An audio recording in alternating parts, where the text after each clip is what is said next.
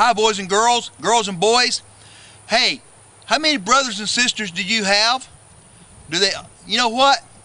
Clifford had a brother and a sister and a mama and a daddy. And Clifford was born in the city, and then he outgrew the house and everything that he lived in.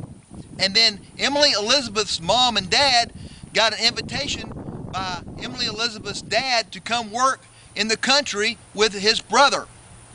So they moved to the country. That's where Clifford was living.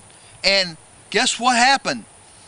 They took a trip back to the city, and Clifford got to go. And he got to go back, and he got to see his mom, and his mom looked him over real good to make sure he'd been brushing his teeth and taking a bath and taking care of himself and checked in his ears to make sure his ears were clean, just like your mama does.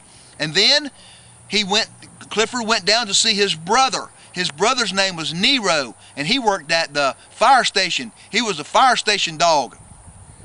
So while he was down there, guess what? A building caught on fire. They had to go and put out the fire and see how Clifford helped them put out the fire. Then everybody loved Clifford. And then they said, well, let's go see Clifford's sister.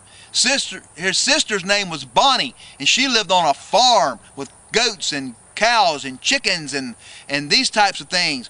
And there was an old mean bull there. And find out what happens with Bonnie on the farm and see how Clifford helped out on the farm. And then they went to see Clifford's daddy. But you know what? I'm going to let you read the book and find out about Clifford's daddy, okay? So Clifford wants you to know all about his family.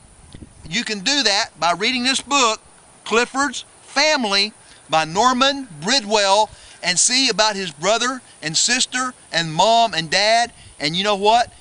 Clifford will be very happy if you learn about his family. So this is Mr. Dean. Thank you for joining me for another Mr. Dean's Outdoor Reading Adventures.